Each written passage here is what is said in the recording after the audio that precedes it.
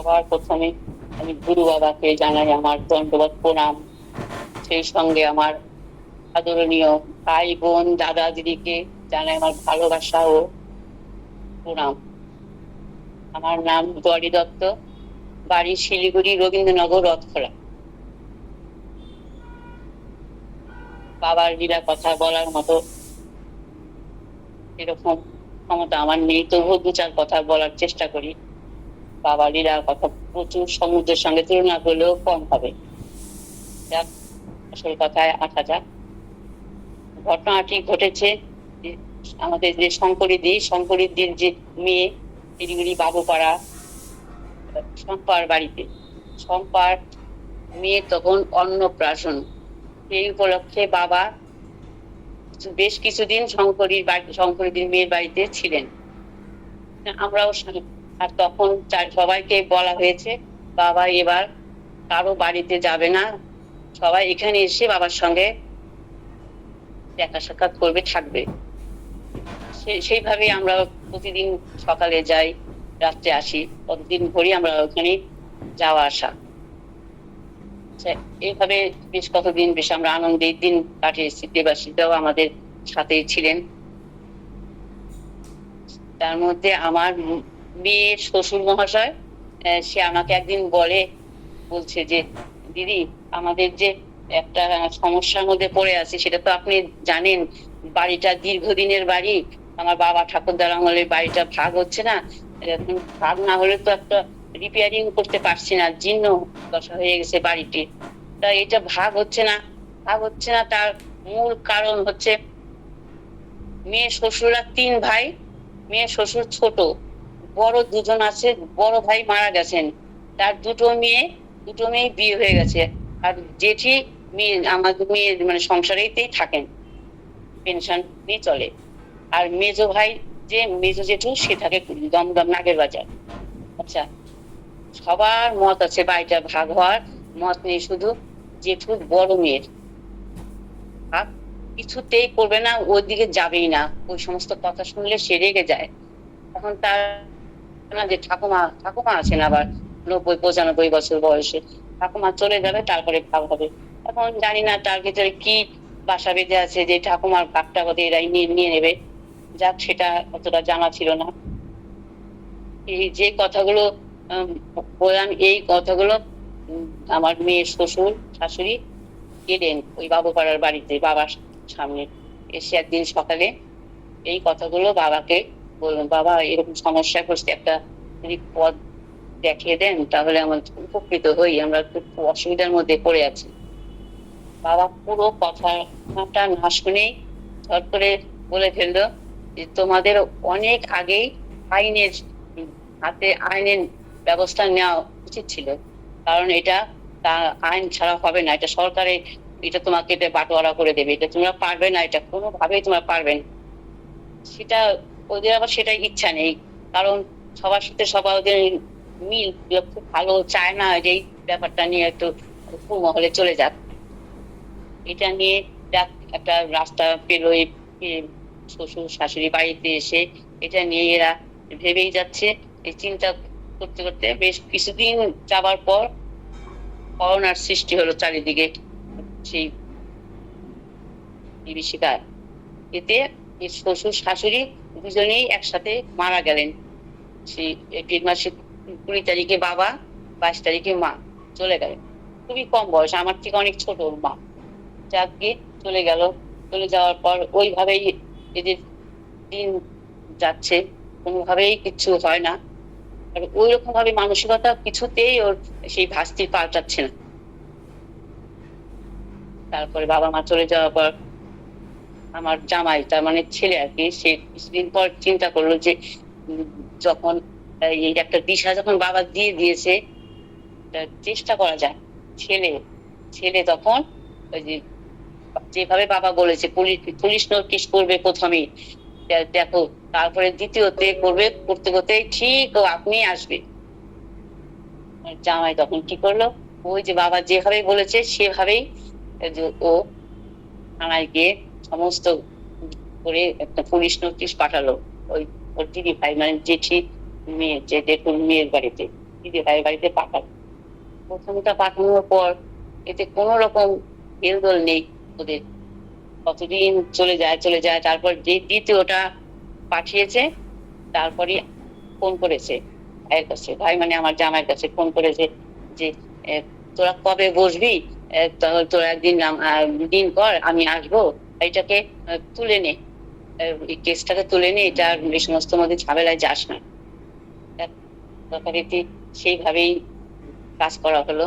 ওর দিদি ভাইয়ের বাড়িতে এলো, এসে তারপর সমস্ত সুন্দর মতো, সংক্ষেপেই বলি, সুন্দর মতো এই ওদের বাড়িটা ভাগ ভাটা হয়ে এখন ওরা যার যার মতো শেষে যার যার জায়গা বেছে নিয়েছে, কেউ বিক্রি করেছে, কেউ থেকেছে এরকম। যখন ওর বাবা কথাটা আমাদের বাবার সামনের থেকে বলে চলে গেল, তখন আমি আবার ওই মুহূর্তে আমি বলেছিলাম, বাবা একই তো ঘটনা, আমারও তাই, আমারও তো একই পরিস্থিতি। বাড়িটা আমার শ্বশুরের আমলে, শ্বশুরের থেকেও আরো বহুদিন আগে করেছে, বাড়িটা একদম জীর্ণ দশা হয়ে গেছে, এটা ভাগ ভাটাও করতে পারি না। আর কিছু একটা যে করবো বাড়িতে, যদি ওইটা আমার ভাগে না পড়ে, এটাও তো করতে সাহস পাচ্ছি না। সঙ্গে সঙ্গে বাবা আমাকে বলেন, তুমি কোর্ট কাছারির মধ্যে হাত দিও না, এমনকি তুমি কোনো ক্লাবে যাবে না, কোনো পার্টি অফিসে যাবে না, কোনো লোক ধরাধরি করে ওই বাপের বাড়ির লোক এসে ওদেরকে গরব দেখাবে না। যার যে অমত, ছিল হচ্ছে আমার আমার শ্বশুরের 3 ছেলে, আমি হলো বড়, মেজোজন অমত, মেজোজন অমত ওই করতে ঘরটা করার ইচ্ছা নেই, সে করতে করতে সে তো মরেই গেল দেওর। কিন্তু ভেবেছিলাম যে দেওর চলে গেল, এখন দেওরের মানে আমার যা আর ছেলে এরা বোধ হয় এগিয়ে আসবে, যে যার যার সম্পত্তি ভাগ করে বুঝিয়ে নি। করে বাবা উল্টো হয়ে গেল, দেওর চলে যাওয়ার পর মানে আমার যা আর সে নাম কি দেওরের ছেলে, এরা আরো ভাগ করবে না, থাকুক এইভাবেই আজীবন থাকুক। ওদের অনেক সম্পত্তি আছে, অনেক বাড়ি ঘর আছে, ওদের মতো ওরা ভালো আছে, কিন্তু এই ঠাকুরদার সম্পত্তিও ভাগ করবেন। এইভাবেই চললো কিছুদিন। চলার পর আমিও হাত দিলাম না কোর্ট কাছারিতে, আমিও গেলাম না। এইভাবে শুধু খালি ধৈর্য ধরে থাকো, বাবা এই কথাটা বলেই রেখে দিল। আমি দীর্ঘদিন হয়ে গেছে, আমি ওর মধ্যে আর গেলামই না, দেখি বাবা কি করেন। এভাবে যায়, 1 বছর যায়, 2 বছর যায়, 2.5 বছর যায়, চুপচাপ আছে। চুপচাপ থাকার পর কিন্তু এর মধ্যে একটা ঘটনা হয়ে গেছে, বড় ঘটনা। যেদিন এই কথাটা হলো যে শ্বশুরমশাই চলে গেল বাবার কাছ থেকে, তার পরের দিনই হঠাৎ আমাকে যেই যা ভাগ করার ইচ্ছা নেই, সেই যা অনেক দিন থেকে ফোন করে না, হঠাৎ রাত্রে আমাকে ফোন করে বলে, দিদি ভাই একজনের মুখে শুনলাম তোমার নাকি গুরুদেব আসছে শিলিগুড়িতে। আমি বললাম যে হ্যাঁ গুরুদেব আসছে। বলে কোথায়, তিনি কি দীক্ষা দেবেন? আমি বলছি হ্যাঁ, যার ইচ্ছা তাহলে বলে তুমি সকালে আসবি, আসলে উনি দীক্ষা দেন। তো বলে কোথায় কি বৃত্তান্ত সমস্ত আমি বলে দিলাম, যে সকালে স্নান করে উঠে পরিষ্কার করে হর্তুকি নিয়ে ঠিকানাটা দিয়ে দিলাম বাবুপাড়া যে বাড়িতে। সে বাড়িতে এসে ও কি করলো, ও দীক্ষা নিবে, হঠাৎ করে ও কি মন ঘুরলো, ও এসে ওই বাড়িতে উঠে পড়লো, এসে দীক্ষা নিল বাবার কাছ থেকে।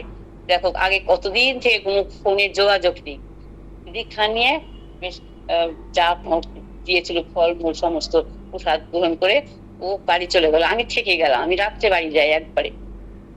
চলে গেল, চলে যাওয়ার পর বাবা চলে যাওয়ার পর মাঝে মাঝে টুকটাক ফোন করেছে।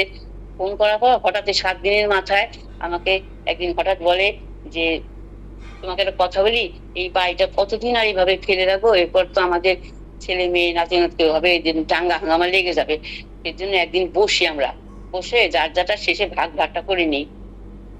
বললাম যে বেশ ভালো কথা। এই কথা বলার পর বেশ চুপচাপ, আর কোনো কথা নেই। তারপর 6-7 দিন পর আমি তখন বললাম যে তুই বললি তুই আসবি, কোথায়, তুই তো তোর তো কোনো পাত্তাই নেই। সঙ্গে সঙ্গে আবার রেগে যায়। আমার বড় বড় 2টো কুকুর আছে, এই কুকুরকে সামাল দিতে আমার জীবন বেরিয়ে যায়। আমি বলেছি যখন করবই, যখন সময় হবে তখন করব, আমাকে বিরক্ত করবেন। ওই মানে মাঝে মাঝে অন্যরকম অতিক্রম হয়েছে, আমি ওকে কোনো চাপ সৃষ্টি করলাম না। এভাবে আবার চলে গেল। বাবা যেহেতু বলছে ধৈর্য ধরো, শোনা যাচ্ছে? হ্যাঁ হ্যাঁ, শোনা যাচ্ছে। হ্যাঁ হ্যাঁ। তারপর যখন আহ, বাবা কিছুদিন পর এলেন শিলিগুড়িতে, শিলিগুড়িতে জ্যোৎস্নাদির বাড়িতে এসেছে, জ্যোৎস্নাদির পরে এই বাড়িতে এসেছে, তখন আগে আগে বাবা শিলিগুড়িতে এলে সবার বাড়িতে বাড়িতে যেত। এবার একদম কড়া শাসন, সেই দিলীপ টুটু, তারপরে যে তন্দ্রা আসছিল এরা সবাই একই কথা, পিকে ঘোষ ডাক্তার বলল যে এবার কেউ যেন কোন সময়ের জন্য ভুলেও বাবাকে কেউ নেওয়ার চেষ্টা না করে। আর এ কথা শুনে ফেললাম, কিন্তু সাহসে কুলোচ্ছেই না যে বলবো কি করে যে আহ, বাড়িতে যাওয়ার ব্যাপারে, ওটা একদম বন্ধ। তারপর একদিন হঠাৎ শুনলাম যে আমাদের যে যোগ সেন্টার আছে সেখানে বাবা যতবার শিলিগুড়িতে আসেন ততবার আমাদের যোগ সেন্টারে যাবে, কোথাও না গেলে সেখানে যায়। এবার ছোট জ্যোৎস্নাদির ছেলে, ওর সাথে কথাবার্তা হচ্ছে দেবাশিসদা সবার, যে যোগ সেন্টারে আজকে যাবে সকালে। যার যোগ সেন্টারের সাথে লাগোয়াটাই তো আমার একদম পাশে। মনে মনে শুধু শুধু যোগ খুঁজে পেয়ে যাচ্ছি আর পাচ্ছি, এই সুযোগে যদি বাবা, আমার মনে একটা কি একটা বিশ্বাস যে বাবা যদি আমার উঠোনের মধ্যে একটু দু এক চরণ খেলতো তাহলেই বোধ আমার বাড়িটা স্বাগত। এটাই শুধু আমার মনের মধ্যে আনাগোনা হয়ে যাচ্ছে।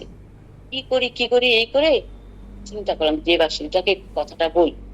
দেবাশিসটাকে বললাম কথাটা, দাদা একটা কথা বলি যে বাবা তো যোগ সেন্টারে যাবে, একটু যদি ওই গাড়িটা তো ছোট গাড়ি ওখানেই থাকবে, বাবা যদি একটু হাঁটা পায়ের উপরে, আমি ঘরেও নিব না, আমি 5 মিনিট সময়ও করবো না, শুধু রাউন্ড মানে ওখানটাতে হেঁটে বাবা চলে আসবে গাড়িতে।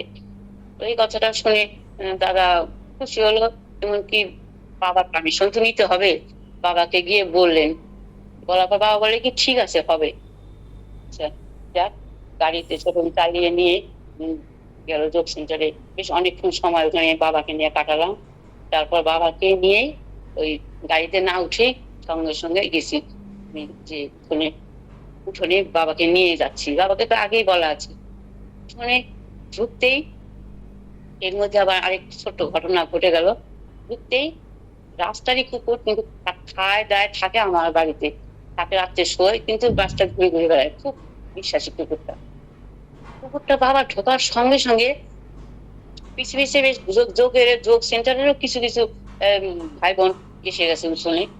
সবার ফাঁক দিয়ে ও শুধু ঢুকেই যাচ্ছে, আর ওর মনে হচ্ছে ইচ্ছা হচ্ছে বাবাকে প্রদক্ষিণ করা, শুধু প্রদক্ষিণ করা। সবাই ওকে তাড়া করেই যাচ্ছে, ওকে তাড়ানোর জন্য। কিন্তু বাবা তখন তাদেরকে বললো ওকে একটু তাড়াও না তোমরা কেউ, ও যা করে করুক, ও কোনো ক্ষতি করবেন। আর ওকে শুধু বললো, কুকুরটাকে সামনে গিয়ে বললো, তুই তো আগে, তুই তো এর আগে মানুষ ছিলি রে, মনে হচ্ছে ওর সাথে কথা বলছি, তোর তো সময় হয়ে গেছে, তার বেশি দিন এই কয়েকদিনের কিছুদিনের মধ্যেই তো তুই চলে যাচ্ছিস আবার। এই কথাটা একে একে বাবা বললেন। আচ্ছা, এই মেয়ে চর্চা কোনো রকম অসুস্থ কিচ্ছু নেই কুকুরটি, যা হয়ে গেল তখনকার ঘটনা। বাবাকে যেভাবে বলেছি আমি সেই মতোই উঠোনে একটা, আমি ঘরে নিইনি, উঠোনে চেয়ারে একটুখানি বসলেন বাবা।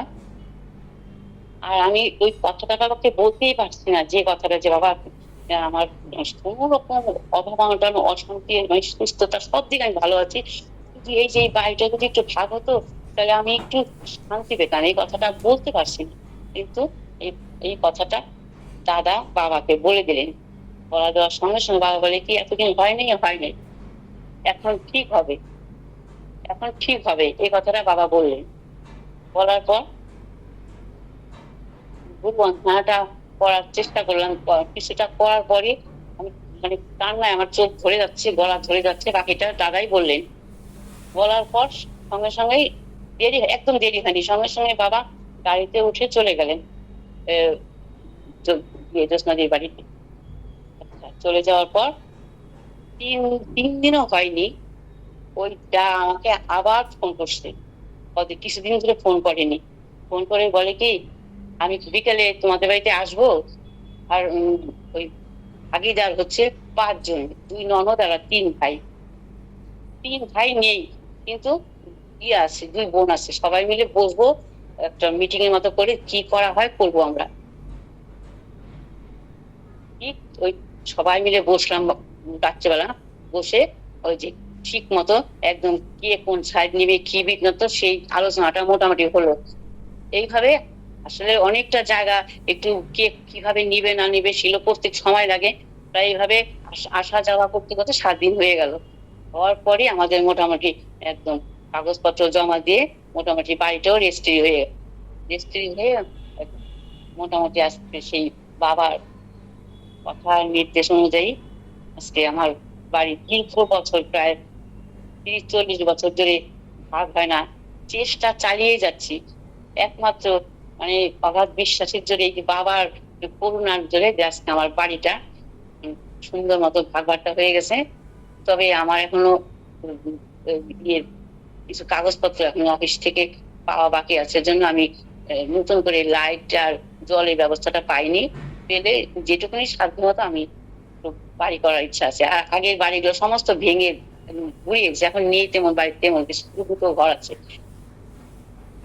সেই কথাই আমি বলি যে বাবার চেষ্টাতেই আর বাবার উপর ভক্তিতে আজকে আমি মানে কোথায় কত চিন্তার মধ্যে আমি ছিলাম, আজকে আমি খুব আনন্দে খুব ভালো, যেমন শরীর সুস্থ সেদিক থেকেও ভালো, আগেই বলেছি। আর এই বাড়ি ঘরে একটা সমস্যা ছিল, তাতেও আমি অনেক উন্নত, অনেক শান্তি আমার। আর এটুকুই আমার বলার ছিল। আর অন্য দিন আবার অন্যটা বলবো, আজকে এখানেই আমি শেষ করি।